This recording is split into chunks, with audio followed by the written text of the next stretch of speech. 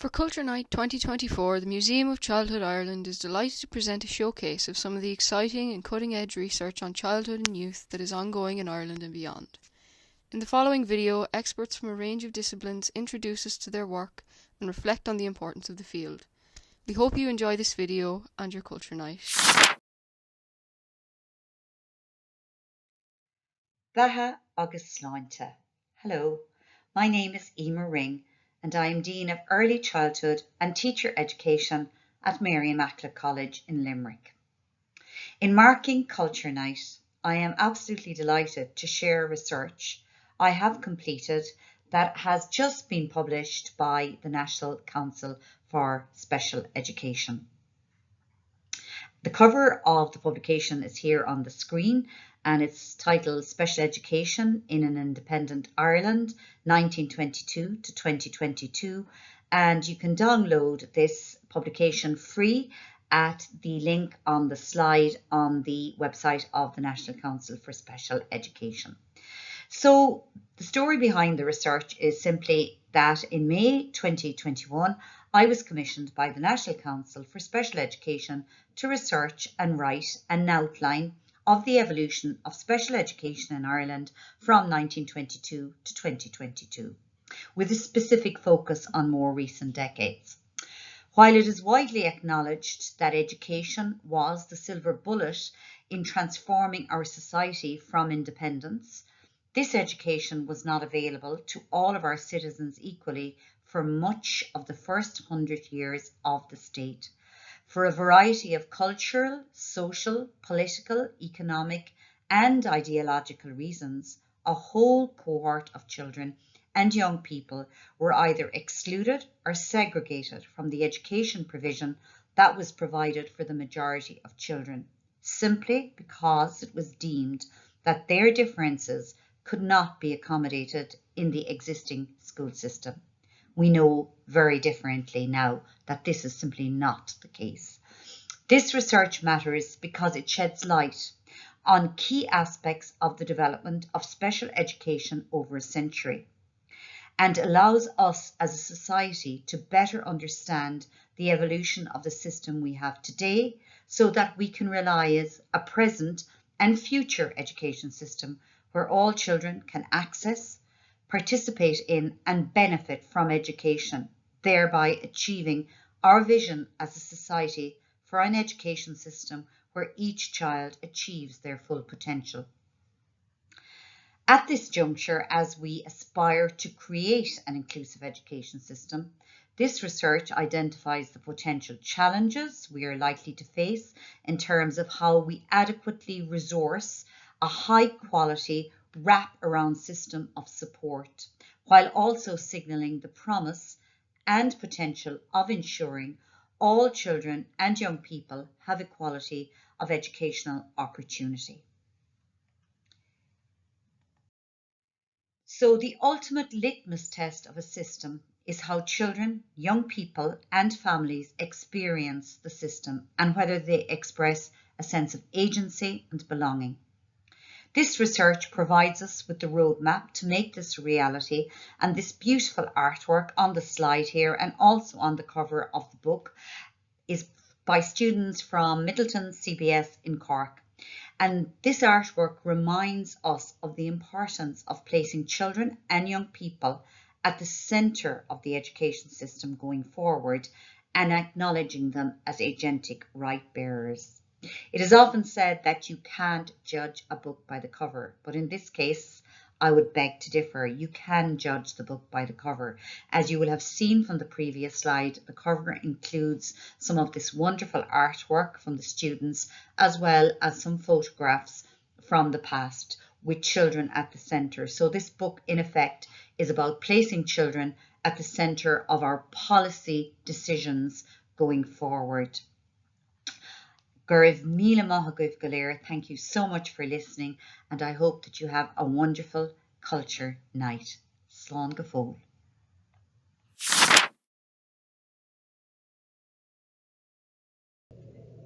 Hi, my name is Suzanne O'Keefe and I'm a lecturer in the Freble Department of Primary and Early Childhood Education, Maynooth University. I'm delighted to be able to share with you research that I'm conducting as part of this initiative by the Museum of Childhood Ireland for Culture Night. Over the past couple of years, I've been intrigued by the area of relationships and sexuality education, also referred to as RSE. It is one of the most controversial and one of the most regulated bodies of knowledge in school curricula. As revision and reform of the RSE programme in primary schools currently takes place, I have spoken to teachers, parents and pupils about their opinions of RSE. It was when one parent asked the question, "What are we actually protecting children from?" that it got me thinking about the concept of childhood innocence. This seemingly simple question opens up many tensions and reveals a paradoxical space between adults' desire to maintain the innocence of childhood and the vital importance of giving children knowledge about sexuality. This then raises more important questions such as, in the name of protection, are we failing to arm children with the knowledge they need to protect themselves? Should we accept children as cute and innocent, or support them as they search for insights into the way the world works? And is childhood innocence a construction created by adults for adults?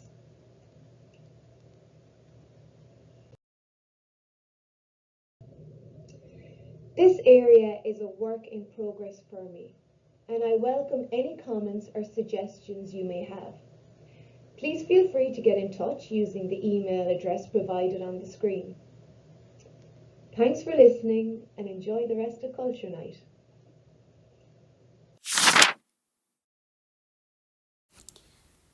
Hi, I am Luca from Trinity College, Dublin. I am delighted to be here to share my research and my thoughts about future research on Chinese childhood. I am a PhD researcher working with Dr. Isabella Jessen on the China Child Project, which is funded by the Irish Research Council. Our project focuses on the notions of childhood in modern China in the early 20th century. It was a time when China encountered global power and continued to negotiate with international influences in an effort to achieve a scientific notions of childhood and in turn a modern nation. So getting to slide 2, childhood studies began with Philip Ahey's work, his book Centuries of Childhood in the 1960s. Since then, scholars in Europe and America debate over the discovery of childhood, in which the historical framework tended to emphasize childhood as a historical and cultural construct rather than the lived experiences of children. When the history of childhood prospered in Euro-American society in the second half of the 20th century, it was not until 1990s the China's historians began to pay attention to the ideals of childhood. Early scholarship on Chinese childhood, it was quite similar to Ahey's seminal approach, seeing children as a historical construct. For example, the edited volume by Anne Kinney on Chinese view of childhood tends to review the constructed childhood from the Han Dynasty to the late imperial period, which focuses on the adult's expectations of what an ideal child constitutes of, rather than children's authentic experience. So studies on on children's actual lived experiences and voices are very rare. It is a challenge for historians to listen to the silence of children from historical records. So recent discussions on how to uncover children's voices is to redefine children's voices with a broader sense to include behavior that we can discern youthful perspectives an opinion from the ways they act, especially when their activity did not meet adults' expectations. It is not necessarily based on the direct sources by children, since materials made by children are very few. We can base on the adults' descriptions to tease out children's reactions and views. The history of Chinese childhood as a part of childhood studies will continue to grow with interdisciplinary studies. Methods such as oral history, anthropological observations, the lens of psychology, and sociological quantitative analysis help assess children's roles and discern the voices of children, also help address some of the problems facing children in different societies. In many cases, Chinese modern childhood challenged the assumptions of linear progressions in history and the Confucian beliefs for becoming human, which help us redefine the past as well as the present. With the advancement of technologies, digital humanities has become a new subject and getting popular with interactive visual presentations of history. And numerous amount of sources and collections also have been made digitalized, available online for scholars to dive into the lives of children in the past. New technologies today also allow for a greater degree of self-expressions ever than before. So it is a golden time to listen to children and find out how we can make a difference in our society for the future.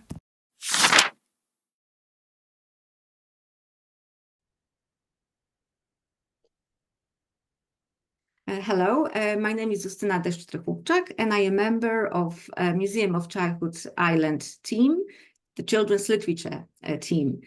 And it's my pleasure to be here today on this culture night, Irish Culture Night, although I'm not based in Ireland. I work at the Institute of English Studies at the University of Wrocław in Poland.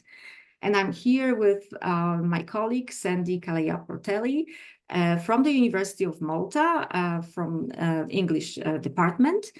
And we are going to share with you our collaboration in Seen and Heard Young People's Voices and Freedom of Expression, an international project. And we want to share with you some ideas about what we think on the basis of this collaboration, of course, what we think matters in research on children and on childhood.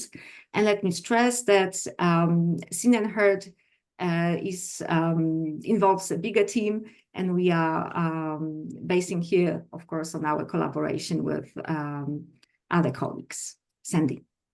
Seen and Heard Young People's Voices and Freedom of Expression is a research and educational project that aligns with the tenets of engaged humanities and citizen science more broadly, as it targets collaboration with non-academic actors and the public.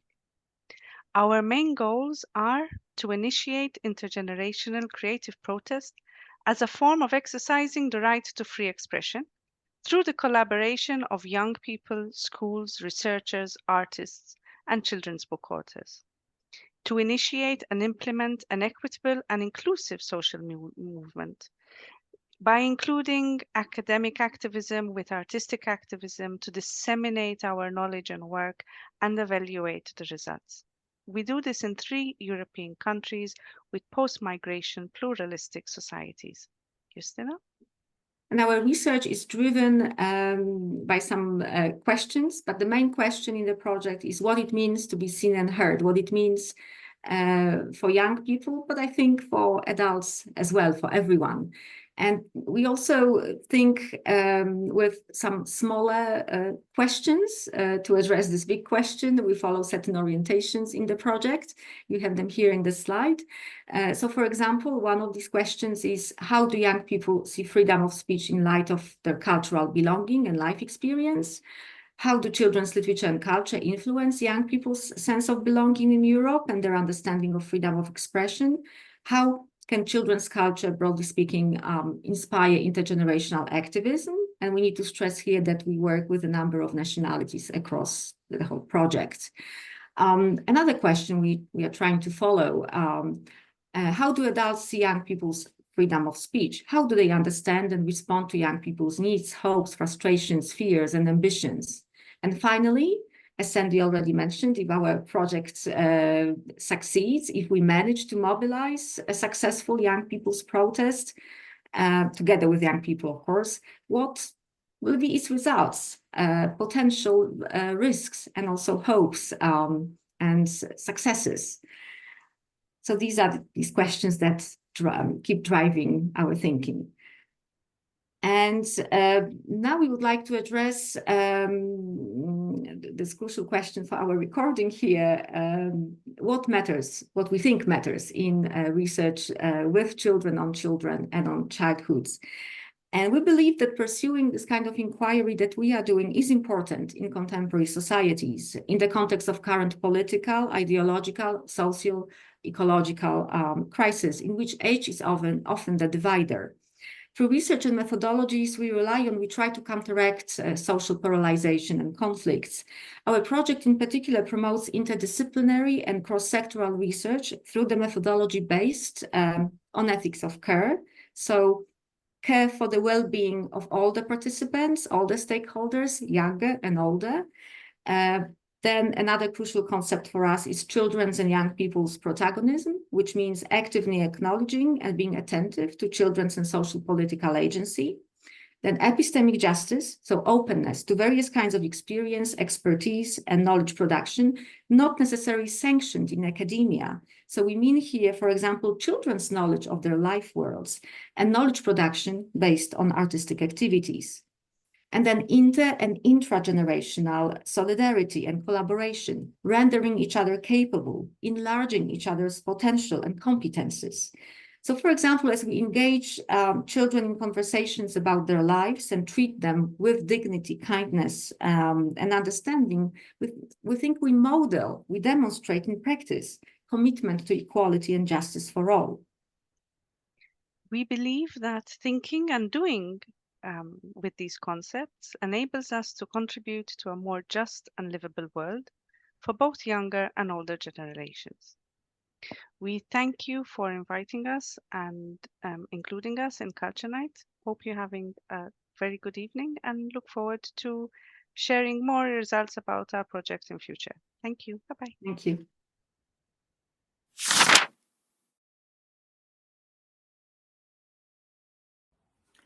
Salve, sono Ausilia Venturella e vi parlo da Agrigento, in Italia, in Sicilia, e sono un'insegnante della scuola dell'infanzia, della kindergarten. Da tempo mi occupo di formazione e di questioni legate all'infanzia, ai loro cambiamenti e alle prospettive che sono necessarie mettere in campo per agevolare il loro sviluppo. Un momento importante e di spartiacque nel periodo che stiamo vivendo è stato certamente il periodo del Covid, periodo in cui abbiamo dovuto inventarci nuovi modi di comunicare, di stare insieme e soprattutto di fare scuola e di stimolare la creatività dei bambini. Infatti è stato proprio in questo periodo che abbiamo, la scuola dove insegno, iniziato a collaborare con il Museo dell'Infanzia Irlandese, scambiandoci sia nel periodo del Covid che in tutti questi anni fino all'anno scorso continuamente attività importanti e fondamentali per lo sviluppo dei bambini, per lo sviluppo e la crescita dei bambini. I nostri interventi sono avvenuti in diversi campi. Nel campo del sociale, dove è importante fin da piccoli abituare i bambini a prendere coscienza dei problemi che il mondo sta attraversando, anche attraverso delle azioni concrete. E infatti ci siamo scambiate le iniziative in campo con la settimana europea della riduzione dei rifiuti. Un grande lavoro si fa ed è importante nel campo della creatività, Stimolare i bambini ad esprimere se stessi nelle modalità in cui sono capaci è fondamentale oggi più che mai, dove i bambini sono sottoposti a stimoli digitali sempre più preconfezionati e quindi poco spazio rimane all'espressione della propria arte, soprattutto della propria creatività, cosa che è importante fin dall'infanzia fare. E soprattutto le nostre attività diciamo, sono partite anche dalla letteratura alta. Siamo riusciti a proporre delle attività su Dante e su Joyce anche per i bambini a partire dall'infanzia, quindi dai 4 e dai 5 anni. Quindi una scuola che si deve rinnovare deve provare ad esprimere diversi linguaggi, adottare delle tecniche, delle metodologie che sono in continuo cambiamento, e lo scambio di idee e di attività in un mondo che è aperto, globale, è certamente una sfida, ma dà grandi risultati. Almeno noi siamo riusciti, noi dalla nostra piccola scuola, il Museo dell'Infanzia Irlandese, abbiamo messo in campo tante iniziative importanti. E voglio chiudere questo intervento con una delle iniziative più significative che noi portiamo in campo, cioè parlare di educazione, di formazione attraverso l'arte anche con bambini così piccoli, per stimolare la loro creatività e la loro fantasia. E questa è una delle attività che noi abbiamo proposto.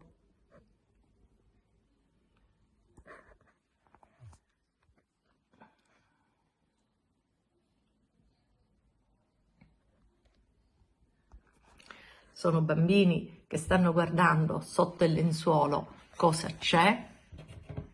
Attraverso questo quadro si stimola la fantasia dei bambini ad andare sempre oltre. Grazie per l'attenzione, un saluto da Agrigento e da Ausilia. Hi, my name is Gabriela Portillo and I'm a Spanish researcher based in Ireland. I'm doing my PhD at Mary Immaculate College, Limerick, and it focuses on how reading can support social and emotional development during early childhood. I chose to focus on the early years because it is during this period that humans undergo the most significant changes that will shape their future, from language acquisition and motor development to attachment and the foundation for social and emotional skills. These 5 years, from age 0 to 5, are crucial for development. It is during this time that we must ensure children are equipped with the tools that they need to thrive in life. I believe childhood studies bring something so precious to our society. When we care about the beginning of life, we also prevent the emergence of complex issues later in life. In my view, we are making significant progress, but there is still so much to be done. We need more disciplines to take an active interest in childhood. Currently, most studies come from psychology, education, and pediatrics, but areas such as history, philosophy, or the arts also have much knowledge to offer to childhood studies. Also, the political aspect of childhood is gaining momentum, and there are many thought-provoking ideas emerging. We see authors discussing the role of young people in protests, elections, and other political movements around the world. Similarly, the role of children in the world of research is gaining recognition. We are discussing challenges to foster cooperation among all of us and ensure that all voices are heard and incorporated into the scientific agenda. Especially the role of agency in the research that involves children as participants is really important at the moment, and we are changing our idea of how it works. So I want to encourage all of us who care about childhood studies to continue promoting its importance and to raise awareness of our work, because our role as researchers is fundamental to the field. Thank you so much and good luck.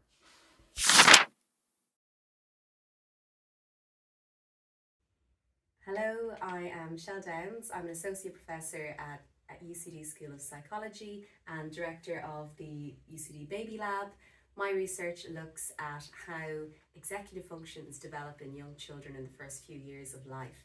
And executive functions are the air traffic control system within our brain, the skills that help us pay attention, make decisions, plan, set goals, and are really important for children when they start school, both in the academic context but on the playground as well. And I'm really interested in how these skills link up to other domains and how things like sleep and digital technology can impact the development of these functions. I'm Toby. I'm a PhD researcher currently at the School of Psychology and the UCD Baby Lab, where I'm planning the TEDdy study, which stands for Toddlers, Executive Development and Pretend Play, and basically tries to get at how toddlers' imagination and creativity relates to their cognitive development later in life. Hi, my name is Avi. I'm a PhD researcher in University College Dublin, working with the UCD Baby Lab. My current research project is looking at the effects of vaping in pregnancy, particularly in the cognitive and behavioural outcomes in infants up to the first 2 years.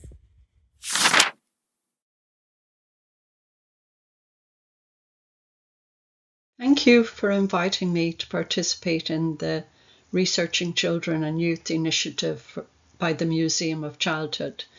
I'm going to talk to you today briefly about my research, which is how can we promote child-centric communication in healthcare and what is important to children and what can help them. From a lot of research with children in hospital and in healthcare settings, they've said that they'd like to know what to expect. They'd like to be allowed to express their views freely and be heard and take part in communication exchanges between the doctor, the nurses and their parents.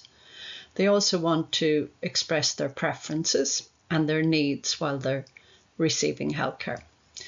And so most want to be included in decisions and have choices, but not necessarily be the main decision maker. So what can help them when they're in hospital? More has been focusing on how can we make things better. And what I found is that children as young as 3 are able to communicate their views and preferences through play, images and drawings. And I then use this information to develop an app and a website that contains clear, simple information for children. The app that was designed was for children aged 3 to 5 to help them communicate with their doctor in the primary care setting. And the website was called steppingup.ie, and that was to help prepare young people for making the transition to adult healthcare services. These would have been children or youth with chronic conditions like asthma, cystic fibrosis, congenital heart disease, diabetes, and was to help them prepare them for the move to adult healthcare services because they will require long-term care. My other focus has been how can we involve children in decision making because they've expressed a need to be involved.